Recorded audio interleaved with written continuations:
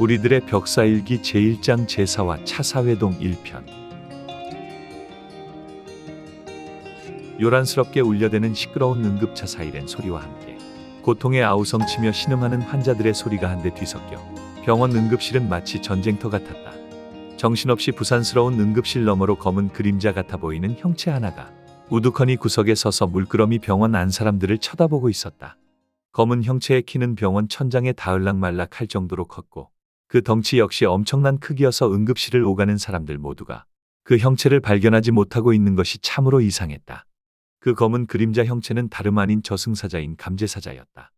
조졌네. 조졌어. 개처망했어. 이대로라면 난 강림도령에게 죽은 목숨이다. 아니 이미 죽었는데 또 죽겠어. 그냥 소멸되겠지. 그래 차라리 그냥 죽여라 죽여. 그게 낫겠네. 아이고 가족 같은 내 인생 아이고야. 아무리 생각해도 방법이 없다는 듯이 고개를 푹 떨구는 감제사자 옆으로 순식간에 어떤 다른 검은 그림자 형체 하나가 나타났다. 그러다가 진짜 죽이면 어쩌려고? 아이씨. 깜짝이야. 정말 깜짝 놀란 것인지 몸을 바르르 떠는 감제사자는 자신의 옆에 나타난 검은 그림자를 바라보고는 이내 안도의 한숨을 내쉬었다. 차 사장. 나 놀라서 애 떨어질 뻔했어요. 떨어질 애는 있나? 참나. 크크. 이미 죽은 존재인 귀가 다시 죽는다고 하질 않나. 아기를 가질 수 없는 몸인데도 애가 떨어질 뻔했다는 등 도통 앞뒤가 맞지 않는 말을 내뱉는 감제사자를 비웃고 있는 것은 3인 1조 저승사자의 팀을 맡고 있는 팀장인 차사장이었다. 그는 지금 며칠째 종적을 감추고 통 나타나지 않는 자신의 팀원인 직부사자의 기운이 마지막으로 남아있는 이 병원 여기저기를 미친 듯이 돌아다니다가 이내 감제사자 앞에 그 모습을 드러낸 것이었다. 없죠? 없네. 진짜 소멸된 건가? 아이고 골치 아파. 어디 가서 코빼기도 안 비춰? 나타나기만 해봐라. 어휴. 자신의 이마를 짚는 듯한 차사장을 물끄러미 바라보던 감제사자가 잠시 고개를 떨구곤 생각에 잠겼다. 최근 들어 저승사자들 사이에서 흉흉한 소문이 떠돌았다. 15년 만에 나타난 화마의 존재로 인해 저승사자들 역시 매우 혼란스러운 상황이었다. 헌데 이 근방의 구역을 맡은 저승사자 몇몇이 화마에게 당해 그 영혼마저 소멸되었다는 소문이 돌았으니 저승사자들 입장에선 이 일로 골머리를 크게 앓고 있었다. 자신들의 소멸로 인해 저승으로 인도되어야 할 영혼들이 인도되지 않는다면 현생을 떠돌아다니는 영혼들로 인해 이승에 갖가지 문제들이 생기기 때문이었다. 일반적으로 저승사자는 소멸되지 않는다. 평범한 귀신들은 차사와 싸움을 할 생각조차 못하고 설령 실제로 싸움이 붙는다 하여도 저승사자들에게 귀신은 상대거리조차 되지 않기 때문이다. 저승에서 부여한 권한으로 차사들이 영혼의 이름을 3번 부르는 것만으로 귀신들은 저승으로 강제 연행되어진다. 그래서 보통 귀신들은 저승사자들과 맞닥뜨리면 꽁지가 보이지 않게 바로 주랭랑을 치는 것이 보통 일반적인 일이다. 그런데 그런 저승사자를 두려워하지 않고 차사와 싸워 오히려 저승사자가 소멸될 정도라면 화마의 존재는 이미 저승사자들의 능력 밖의 존재가 되어 있다는 뜻이기도 했다. 저기 저번에 우리가 놓친 그 꼬맹이 기억나시죠?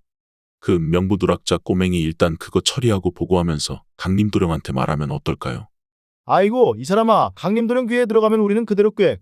손을 들어 올려 자신의 목에 가져다 그대로 긋는 신용을 하는 차사장을 바라보던 감제사자는 옅은 한숨을 한번 내쉬었다.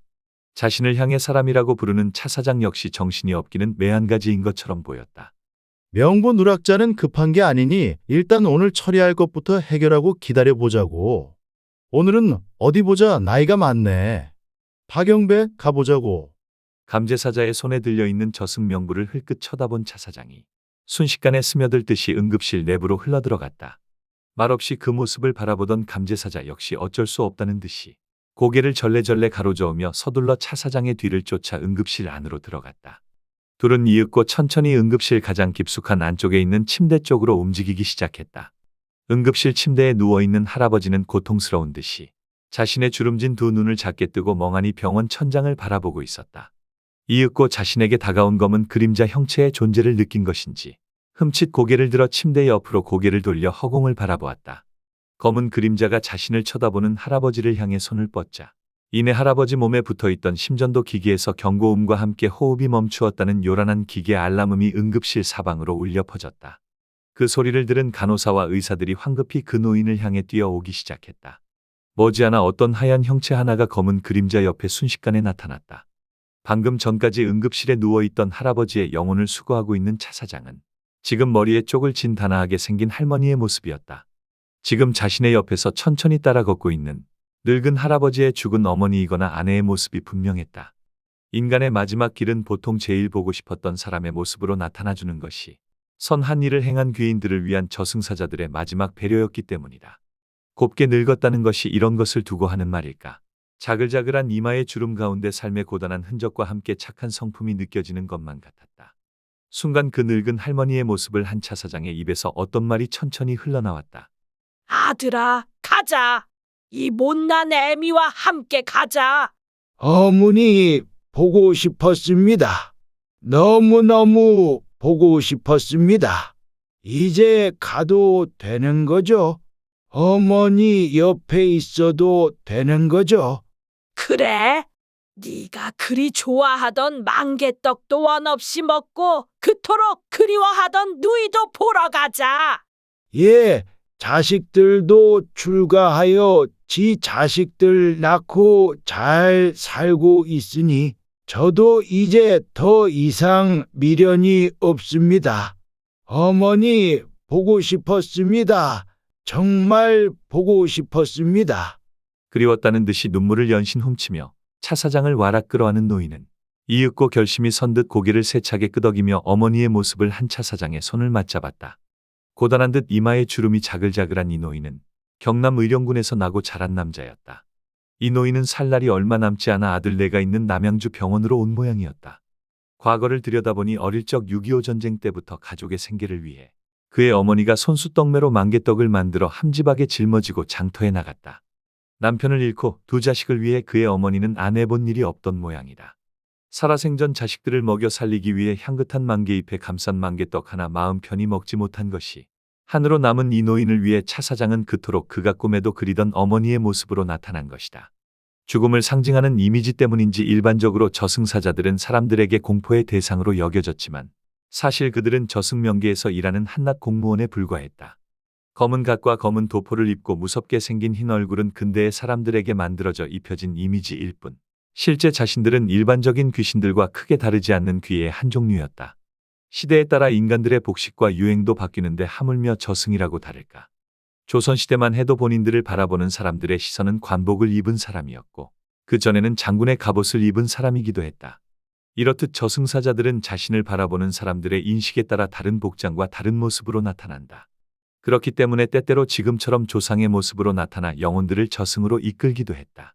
지금 노인이 그토록 꿈에 그리던 늙은 어머니의 모습으로 나타난 차 사장의 뒤편에 잠자코 서 있던 감제사자는 속으로 중얼거렸다. 망개떡이고 자시고 나부터 죽게 생겼다고. 아이고 옌병 개 같아서 이 짓도 못 해먹겠네.